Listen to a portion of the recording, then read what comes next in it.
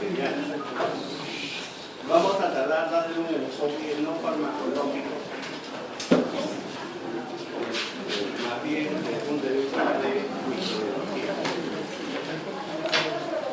Muy bien. A nivel de generalidades, hablar de antibióticos no es hablar sobre algo reciente, sino un hecho antiguo. Ya la cultura china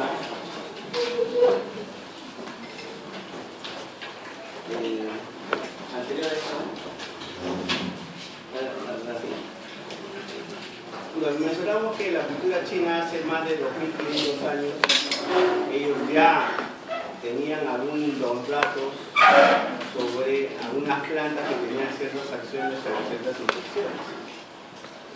Entonces, pero hablar de antibióticos en la época moderna es hablar sobre el año 1928, donde Fleming, de una manera casual, demuestra la presencia de un hongo que tiene las propiedades de inhibir al Staphylococcus aureus y le da el nombre de penicilina. Es ahí donde comienza la época moderna, vamos a hablar de un antibiótico.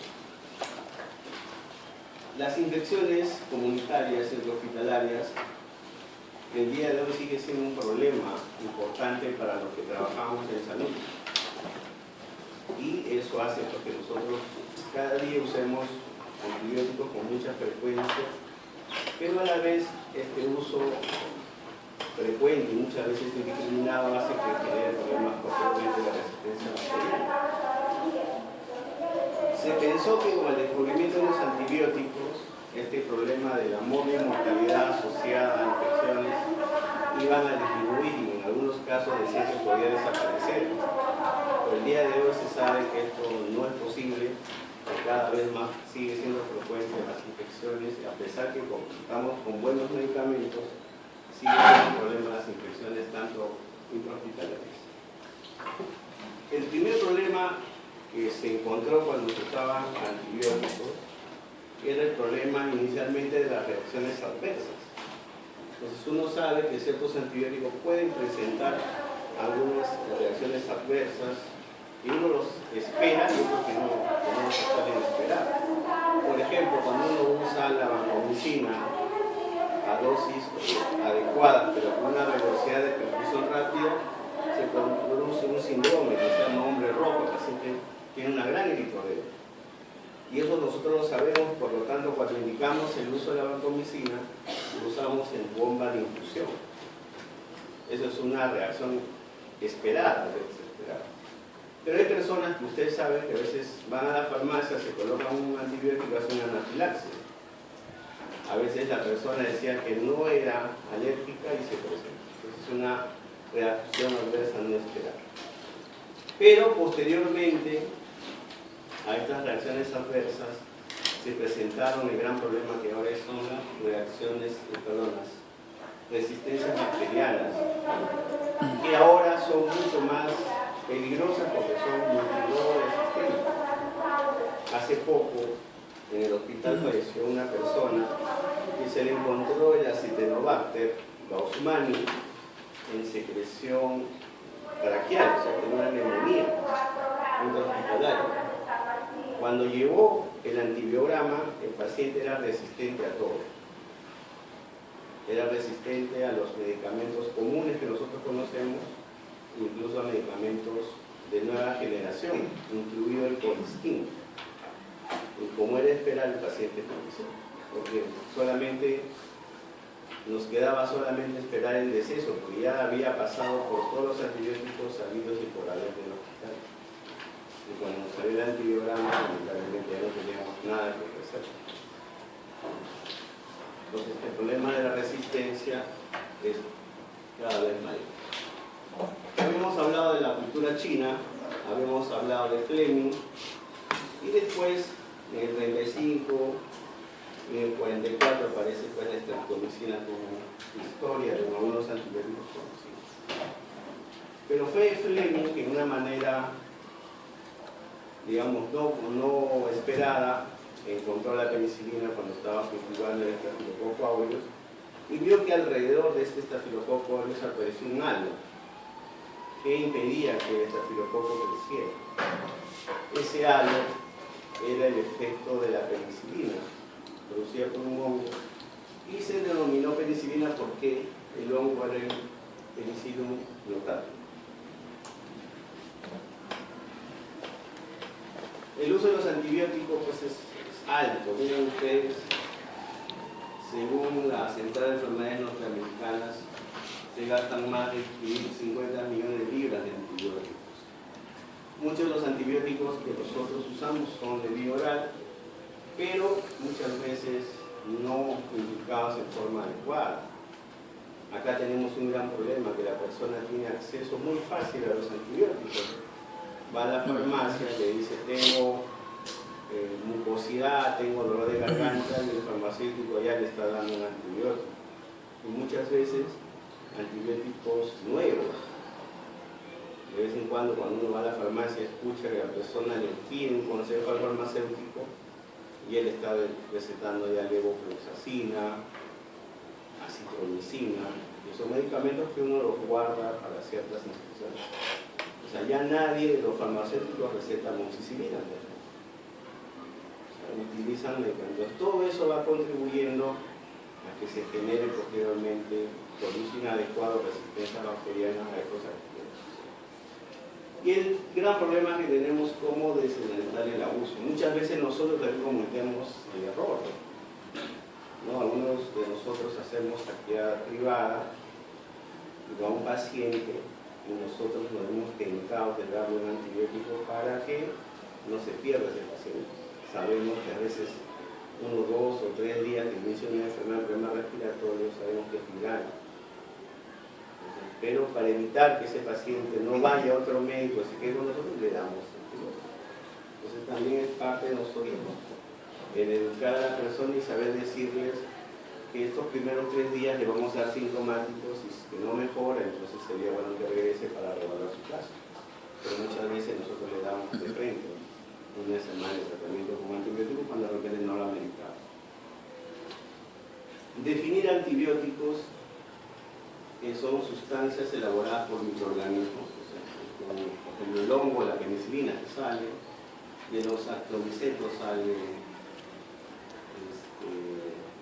un macrólido, ¿no? Que van a actuar sobre otros microorganismos y van a suprimir o van a destruir esos microorganismos o esas bacterias. A diferencia del quimioterápico, que tiene la misma definición, pero lo que diferencia es que esto se produce mediante la síntesis o síntesis química. La penicilina sale del hongo, pero la amoxicilina ya no. Es una elaboración netamente química. Entonces, mientras que la penicilina es un antibiótico, la amoxicilina es un quimioterápico. Otra definición que debemos recordar es que son los bacteriostáticos. Son aquellos antibióticos que van a inhibir el desarrollo y multiplicación de los microorganismos, pero no lo van a destruir. Es ahí donde el sistema inmune de la persona va a contribuir a producir la lisis. Mientras que los bactericidas sí van a provocar la lisis y muerte del microorganismo. Acá tenemos algunos ejemplos de medicamentos o antibióticos bactericidas, por ejemplo la penicilina, y algunos bacteriostáticos como por ejemplo conocidos como los antibióticos. Muy bien. Los antibióticos se pueden clasificar de varias formas. Uno por su origen, los naturales, propiamente antibióticos o los quimioterápicos. Por su forma de acción, bactericida, bacteriostático. Por su espectro, hay antibióticos que se llaman de amplio espectro, espectro intermedio, y por su mecanismo de acción. Para nosotros vamos a utilizar esta clasificación porque tiene que ver mucho más con el capítulo de microbiología. Según eso, nosotros podemos encontrar 4 tipos de clasificaciones antibióticas. Aquellos que van a inhibir la síntesis de la pared celular, aquellos que tienen que ver con la síntesis y replicación de DNA, aquellos que van a actuar sobre los ribosomas y aquellos que van a actuar sobre la membrana celular. sea, para nosotros vamos a utilizar esta clasificación, pero cualquiera de las otras clasificaciones también es válida para los antibióticos, y eso lo van a ver sobre la misma farmacología. Muy bien. Un primer grupo tiene que ver con la inhibición, o lo que tiene que actuar a nivel de la pared celular, inhibiendo sus síntesis. Es importante recordar que la estructura de la pared celular tiene al peptidoglicano como estructura fundamental. Entonces, es ahí donde estos antibióticos van a actuar para evitar esta formación de peptidoglicano que es la estructura de la pared celular. Y lo van a dividir en 4 etapas. Uno van a actuar a nivel del precursor de la N-acetilburánico, otro sobre el transporte del precursor, otro sobre su formación del polímero lineal y otro sobre la transpeptidación. Lo que tiene que ver al final es que no se forme este peptidoglicano. Y un ejemplo clásico de ellos son los beta-lactámicos. Los beta-lactámicos que actúan sobre la pared celular lo van a hacer inhibiendo la transpeptidasa, las flavopeptidasas y las endopeptidasas que son necesarias para la síntesis de este peptidoglicano. Pero a su vez van a actuar sobre ciertas proteínas fijadoras de penicilina que van a estar dentro de la membrana celular. Pero su función principal es actuar sobre la inactivación de estas enzimas que tienen que ver con la formación de la pared celular. Los que no son beta-lactámicos pueden inhibir la pared celular, la formación mediante inhibición de enzimas biosintéticas, como por ejemplo la penicilina. Otros tienen que ver sobre la molécula de transporte, como la citricina, y otros que van a actuar sobre los sustratos de la pared, como la vancomicina. Los que actúan a nivel de membrana plasmática, recuerden ustedes que la membrana plasmática es fundamental, es una barrera selectiva, ahí se va a realizar funciones de transporte activo y va a regular el medio intracelular de la bacteria. Van a actuar de dos maneras, alterando su estructura de la membrana o alterando la funcionalidad de la membrana. Ellos van a actuar sobre los fosfolípidos de la membrana, van a desorganizar, van a aumentar la permeabilidad y por lo tanto va a producir una lisis de la bacteria. Algunos ejemplos de algunos medicamentos, habíamos mencionado el colistin, que nosotros ahora con mucha frecuencia lo usamos porque tenemos pseudomonas que son resistentes a cualquier antibiótico de la beta-lactámico común y solamente nos está saliendo sensible al colistin. Es probable que si seguimos usando con cierta frecuencia el colistin, vamos a terminar como este paciente que fue resistente al colistin y al final la mortalidad se va a dar. Tenemos otro grupo que va a actuar sobre la síntesis proteína. Y esto tiene que ver con el ribosoma. Recordar que tenemos dos subunidades bien conocidas, la 50S y la 30S, que estos antibióticos al actuar van a producir el bloqueo del ARN mensajero y por lo tanto van a destruir a la bacteria. ¿Qué antibióticos actúan sobre la unidad 30S? Por ejemplo, la streptomicina. Este es un medicamento que todavía se sigue usando en el tratamiento para la tuberculosis. Parte del tratamiento de la tuberculosis como esquema número 2. El esquema 1 es mundialmente conocido, tiene rifampicina, isoniazida, tambutol y la cinamida. Cuando se encuentra cierta sospecha de resistencia, ¿sí? Uno de los medicamentos que recurre es la streptomicina para el manejo de la resistencia probable a tuberculosis.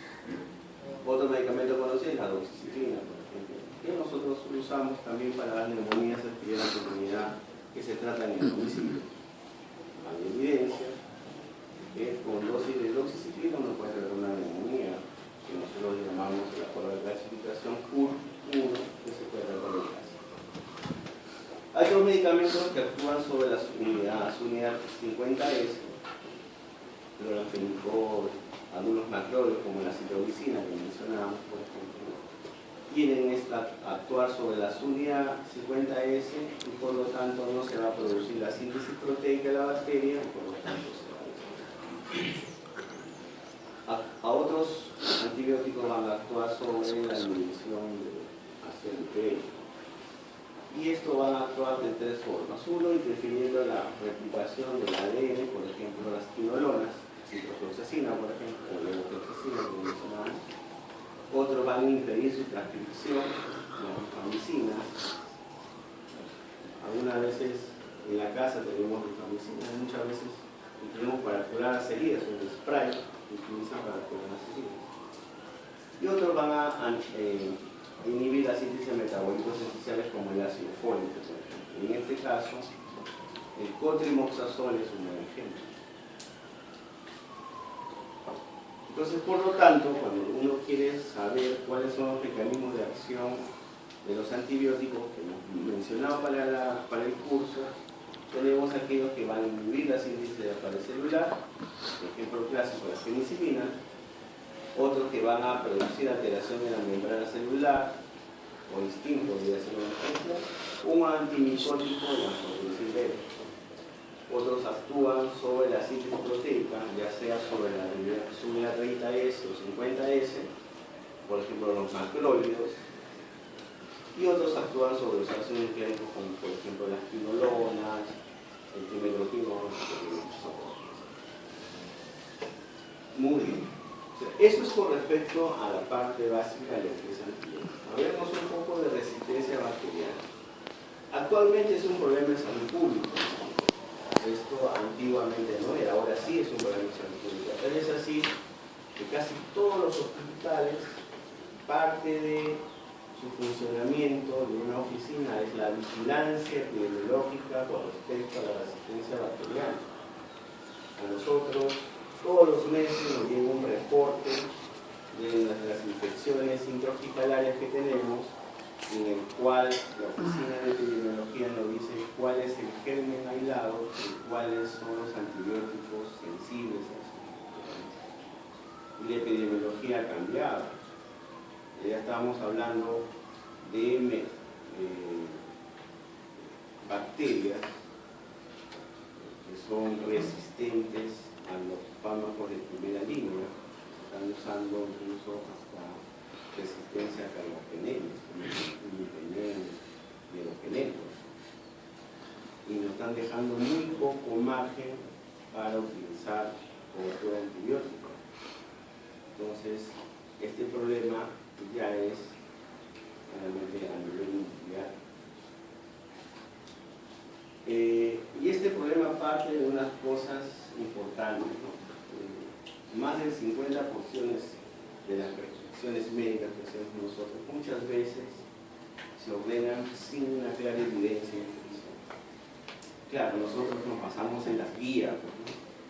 Si viene un paciente por emergencia y vemos que el paciente tiene criterios de respuesta inflamatoria sistémica y tiene un foco evidente de posible urinario, pulmonar, yo no voy a esperar los 5 días que demore un cultivo, porque yo ya lo catalogué a mi paciente como séptico y tengo que comenzar a dar cobertura antibiótica empírica hasta que me salga el cultivo.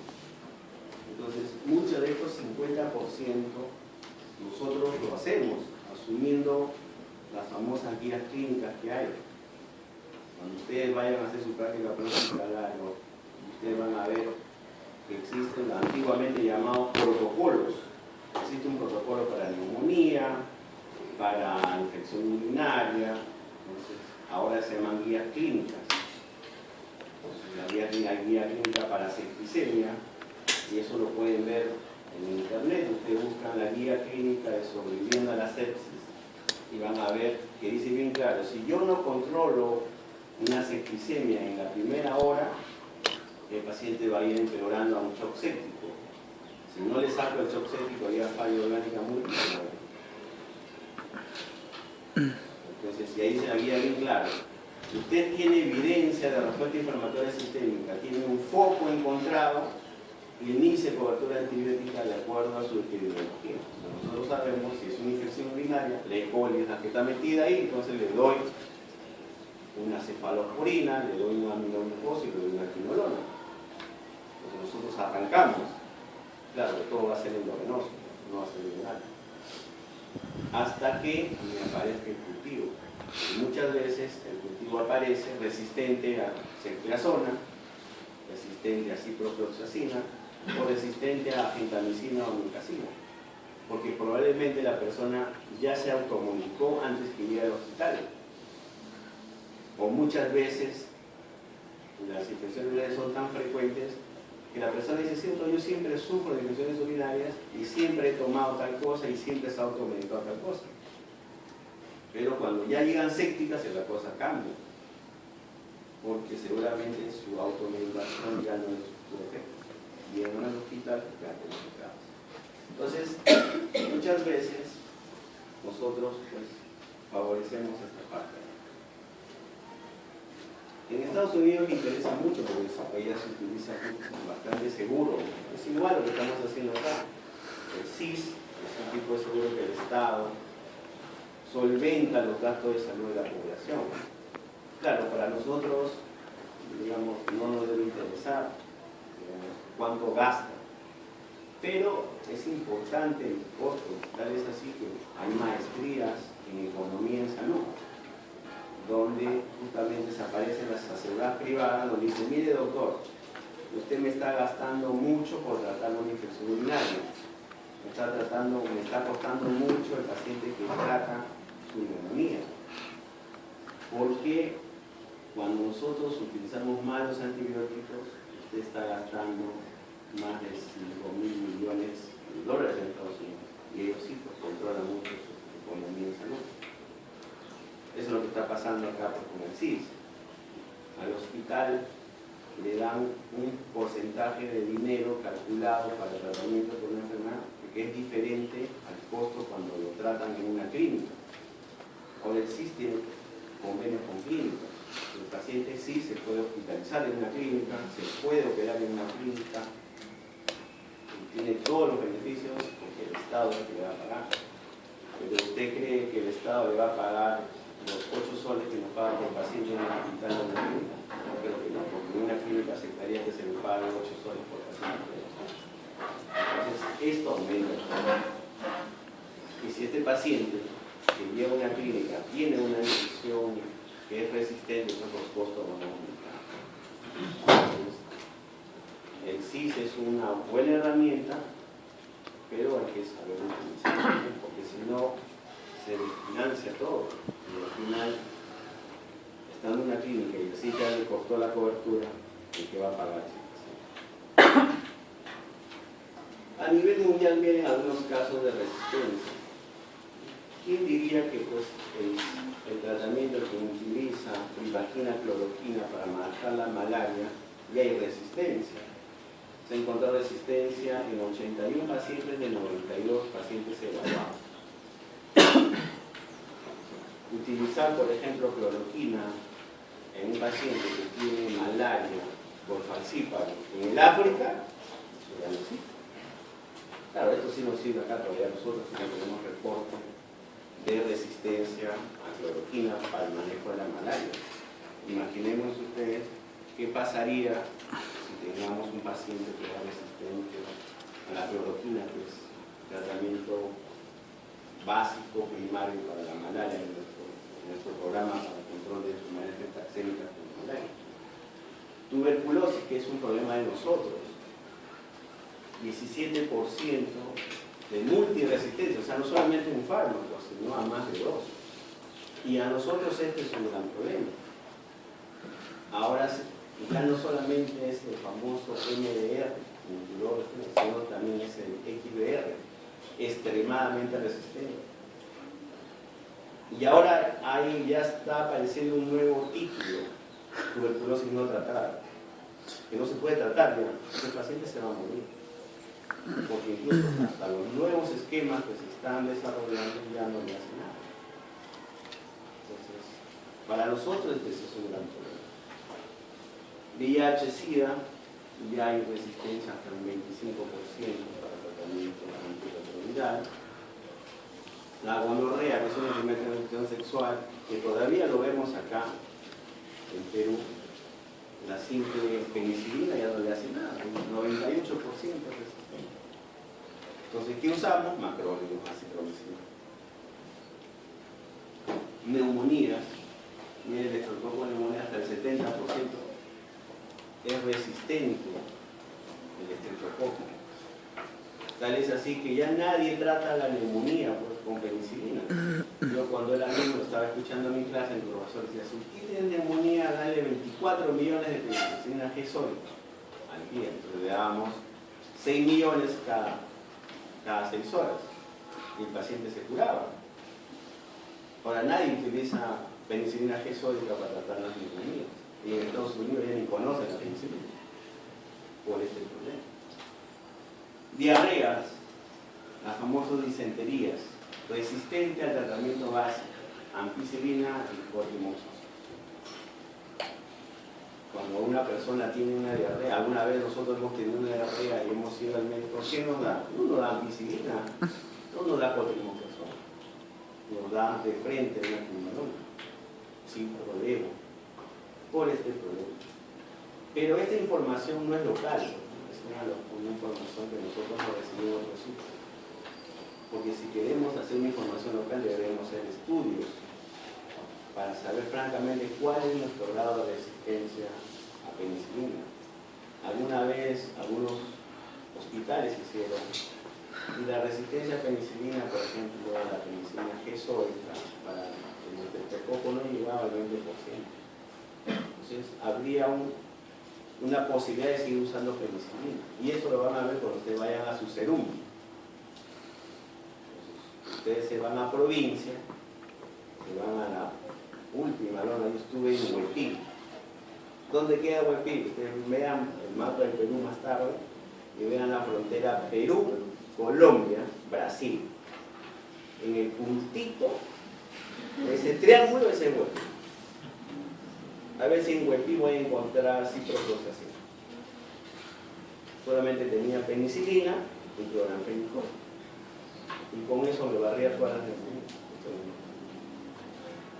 O sea, en Lima probablemente sí, pues hay cierta resistencia, pero en provincia no tanto. Pero esa información no lo tenemos, porque eso no... En Huepil, que si no hay luz, no tengo microscopio. Solamente usaba un microscopio cuando teníamos sol, para ver el micobacterio. Entonces allá no hay nada de eso. Entonces, las personas ven la luz cuando hay el sol y después desaparece. Y el alcalde en ciertas actividades, como aniversario del pueblo, claro, ponía el grupo generador pues hasta las 2 de la mañana para la fiesta del pueblo. O después se cerraba a las 7 de la noche y no había luz.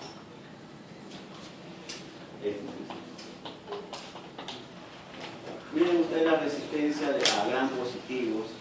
En Estados Unidos llega al 50% más o menos, en Europa 27%, en América Latina 38%, en el Asia casi 40%. A los gran negativos, enterobacterias, por ejemplo, E. coli, es un ejemplo de enterobacterias. Acá, por ejemplo, la pseudomonas, 20%. En Europa, en Estados Unidos llega al 22%, en Latinoamérica llega a casi 30%. Y miren en el Perú algunos estudios hechos en nuestra población. Algunas neumonías de meningitis se han encontrado hasta el 30% resistentes a la penicilina que nosotros hablábamos. Shigella, miren ustedes, 77% de resistencia a la ampicilina y 70% al cortimoxazol. Por eso ya nadie utiliza eso para la diarrea. Infección insulinaria, miren, puede llegar a la ampicilina 79%, 72% del cortimoxazol. Y miren ustedes, ya la ciprofloxacina 40%. Y eso porque nosotros, o mejor dicho, la persona se automedica porque la tiene, va a la farmacia y lo compra sin ningún problema, no le piden ninguna receta. Ahora cambió un poco, porque ya saben que hay una ley prohibir y sanciona a las farmacias que expenden medicamentos sin receta médica. Entonces, y esto es recién, ¿no? Antiguamente uno prescribía cualquier medicamento en farmacia, y se automedicaba, y a veces ni sabían cómo tomar, ¿no? Un tomo una vez al día, o 2 veces al día tomaba, o tomaba por un día o por 2 días, o sea, el alimento completamente irregular. Y en una época pasó con la tuberculosis.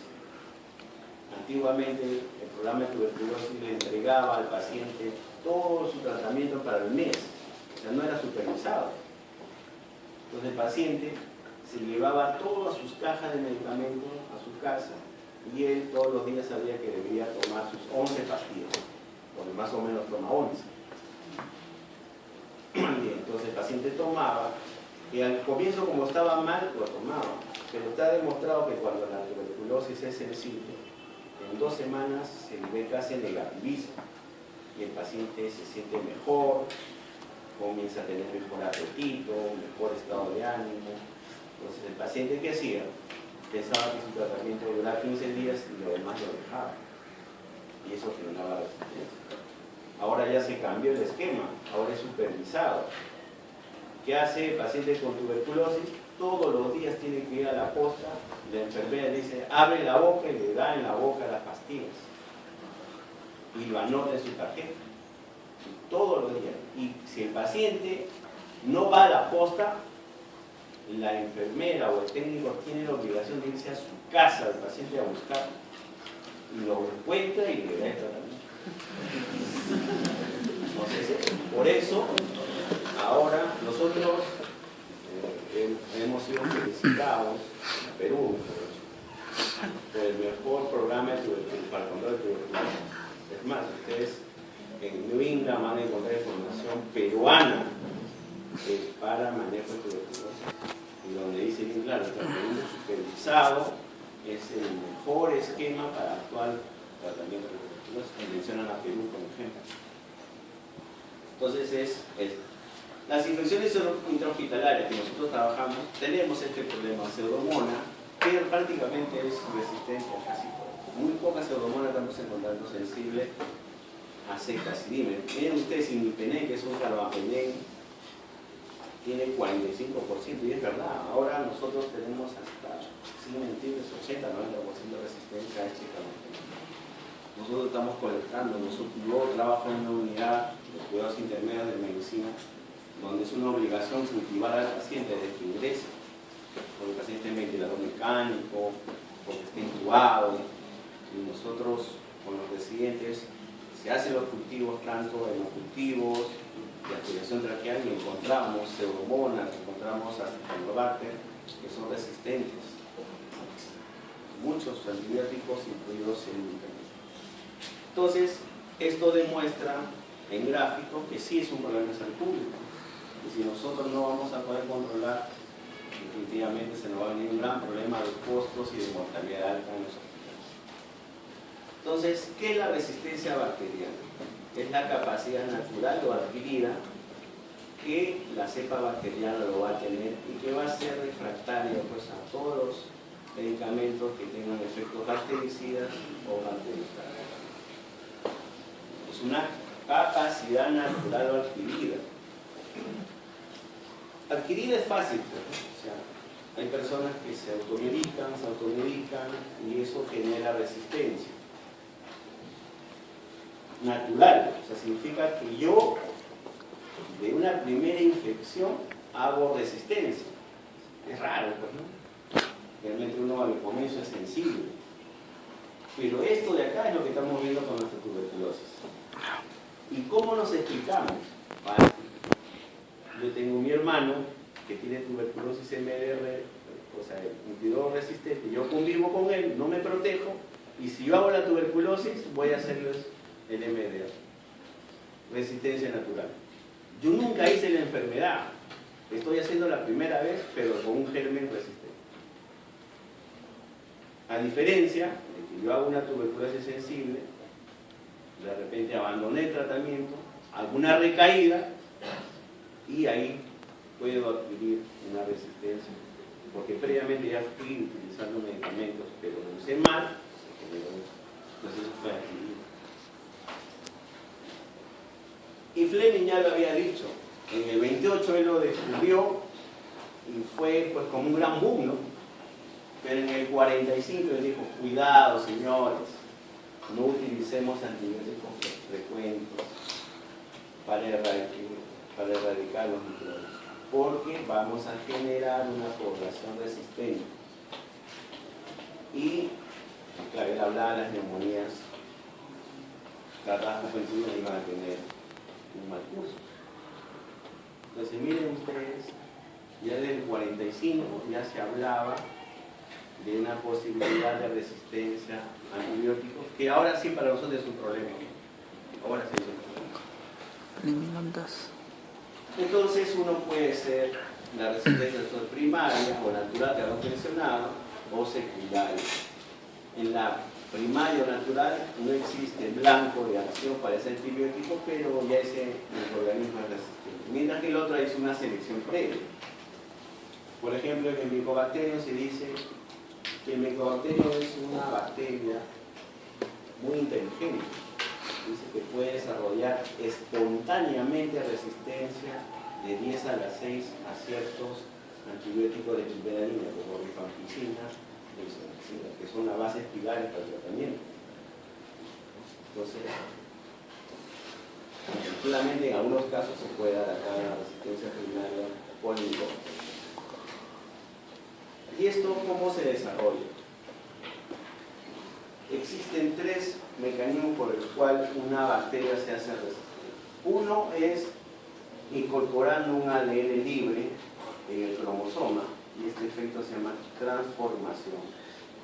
El otro puede ser mediante una transferencia después de la infección por un bacteriófago, eso lo vamos a hacer en la práctica también, se llama transducción. Y lo que frecuentemente ustedes van a ver, resistencia por plasminos y transposoras, que se llama transformación. Esos son como los mecanismos por el cual una bacteria puede generar resistencia. ¿Y cuáles son los mecanismos de resistencia? Uno de ellos tiene que ver con la inactivación del antibiótico por enzimas.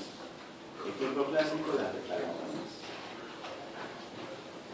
Otro puede ser por el fracaso en la llegada del antibiótico al punto diana, al punto de acción de la bacteria.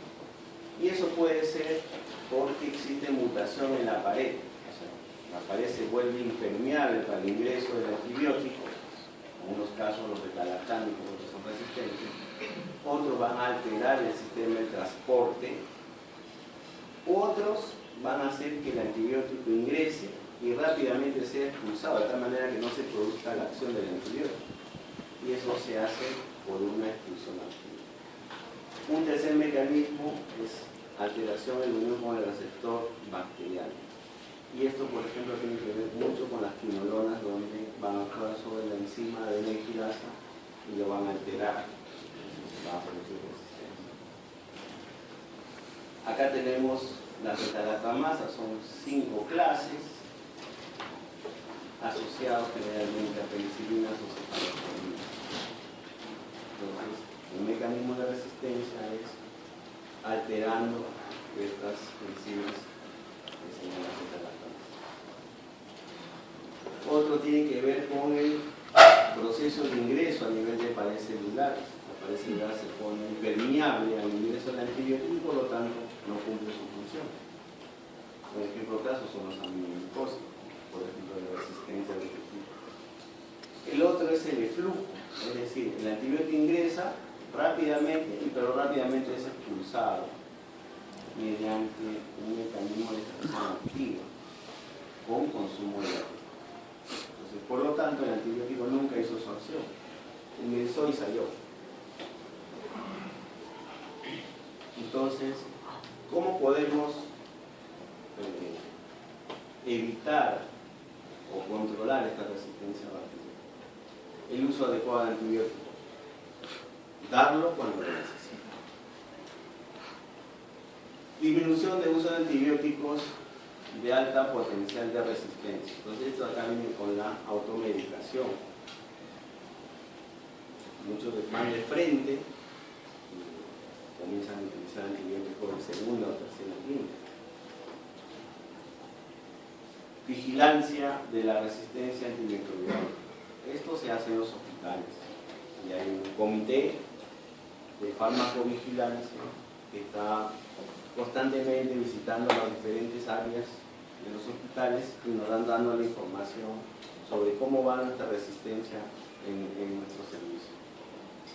El control de infecciones hospitalarias, que tiene que ver con este sistema, y la disminución del uso de antibióticos con animales y en agricultura. ¿Qué tendría que ver esto? Eso sí, alguna vez me dijo, pero ¿por qué tiene que ver? Entonces, las personas que alguna vez han estado en el campo, los agricultores utilizan ciertos antibióticos para evitar ciertas plagas.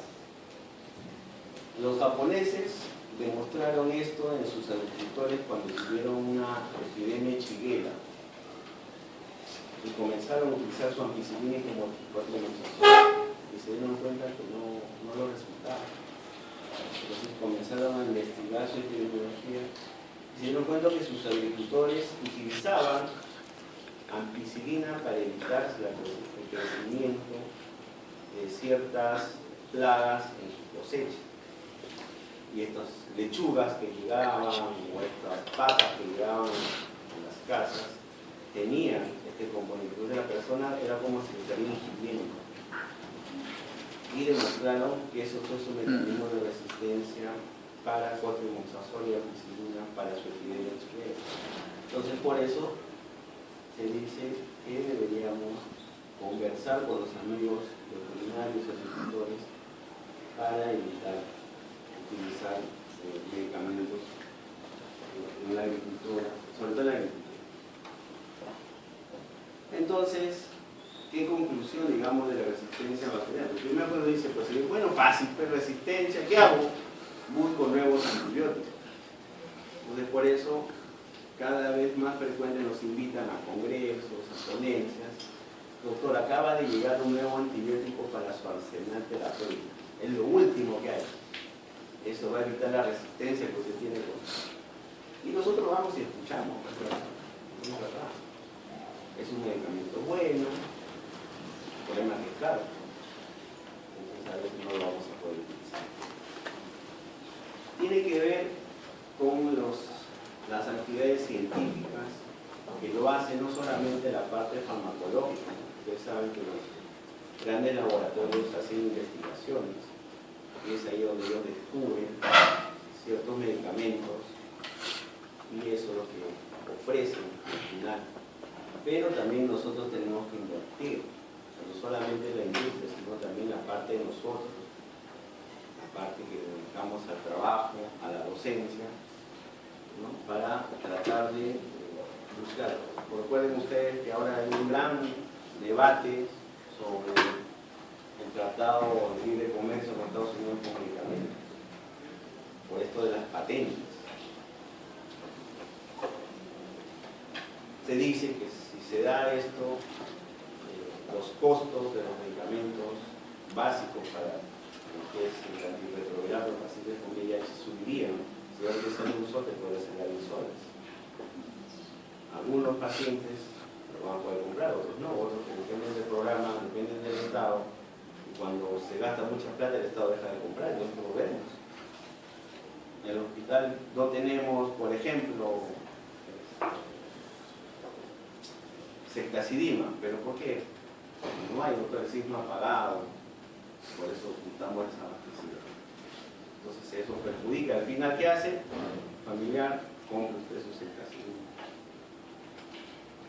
Y al final es un costo que se le paga. Y se necesita sistemas, que ahora se ha hecho muy frecuente y constantemente. Ahora sí nos están diciendo, doctor, mire usted tiene este paciente que tiene esta enfermedad, su bacteria y es resistente a acá. Entonces, esto nos ayuda. Y comenzamos a buscar las causas. Muchas veces nosotros somos los responsables. Entramos rápido, no nos lavamos las manos y examinamos al paciente. Y con las mismas manos examinamos a los pacientes. ustedes leen la historia de la medicina, cómo se descubrió la fiebre puerperal. Antes los ginecólogos no usaban guantes, entonces usaban sus propias manos y examinaban, hacían el tacto, y con las mismas manos hacían el tacto a la siguiente paciente y así no hacían. Entonces eso generó en un momento dado infección puerperal. En ese entonces pues no había los grandes antibióticos que tenemos ahora, y lo único que recomendaron fue, antes de examinar, lávese bien las manos, y termina de examinar, pues sígase lavando las manos. Y con el lavado de manos se disminuye la fiebre puerperal. Entonces muchas veces nosotros contribuimos a esta generación de pasar. Pues.